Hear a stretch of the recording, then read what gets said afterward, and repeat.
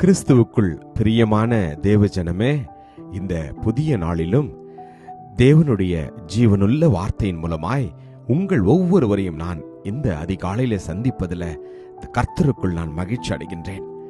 இந்த நாளின் ஆசீர்வாதமான வார்த்தையை நாம் வாசிக்க கேட்போம். யோபு 19வது அதிகாரம் 25வது வசனம். என் மீட்பர் உயிரோடு இருக்கிறார் என்றும் அவர் கடைசி நாளில் பூமியின் மேல் நிற்பார் என்றும் நான் அறிந்திருக்கிறேன். Job chapter 19 verse 25.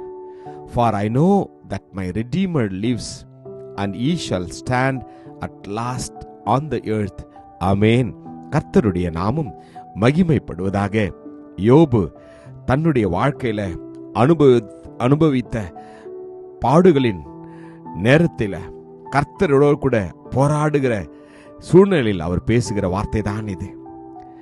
தான் நம்பின நண்பர்கள் கைவிட்ட பொழுது, தான் நேசித்த மனைவியும் கைவிட்ட பொழுது, கர்த்தர் யோபுனுடைய இருதயத்தில் இந்த நம்பிக்கைக்குரிய ஒரு வார்த்தை கொடுத்திருக்கிறார்.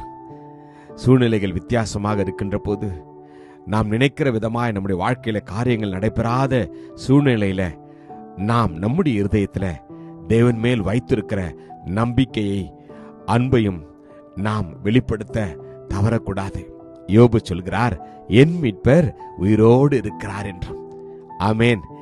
நாம் கூட நம்முடைய வாழ்க்கையில ஏற்படுகிற அநேக விதமான சூழ்நிலைகள், அநேக விதமான தோல்விகள், பாடுகள், இக்கட்டுகள், அநேக துரோகங்கள் எல்லாவற்றையும் நாம் கடந்து போகின்ற பொழுது ஒன்றை மாத்திரம் நாம் மறக்கக்கூடாது. நாம் நேசிக்கிற கர்த்தர், நாம் அன்பு கூறுகிற கர்த்தர் நம்மை அவர் ஒருபோதும் தள்ளுவதில்லை. நம்மை விட்டு அவர் விலகி போவதும் இல்லை. காரணம், அவர் நமக்காகவே இந்த உலகத்திற்கு வந்தார், நமக்காகவே அவர் ஜீவித்தார், நமக்காகவே மரித்தார், நமக்காகவே உயிரோடு எழுந்தார், நமக்காகவே பிதாவினுடைய வலது பார்சத்தில் இன்றும் பரிந்து பேசிக் கொண்டிருக்கிறார். நமக்காகவே அவர் திரும்ப வரப்போகிறார்.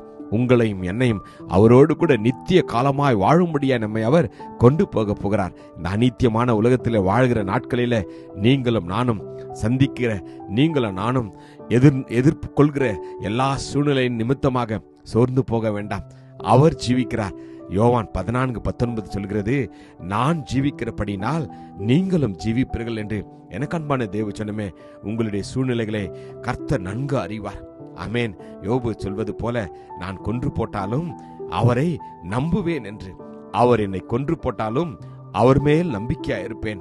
ஆனாலும் என் வழிகளை அவருக்கு முன்பாக ரூபகாரம் பண்ணுவேன் என்று. ஹல்லேலூயா.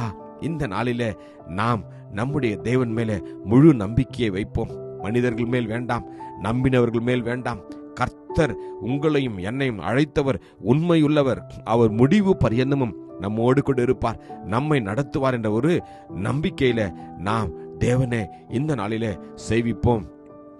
தானியேலுடைய வாழ்க்கையில, தானியேலோ என்றால் அந்த பத்திரத்துக்கு கையெழுத்தை வைக்கப்பட்டது என்று அறிந்த போதிலும் தினம் 3 வேளையும் தன் தேவனுக்கு முன்பாக முழங்கார்படியிட்டு ஜெபம் பண்ணி ஸ்தோத்திரம் செலுத்தினான் என்று வேதம் சொல்கிறது. காரணம், தேவன் மேல் அவன் வைத்திருந்த நம்பிக்கை.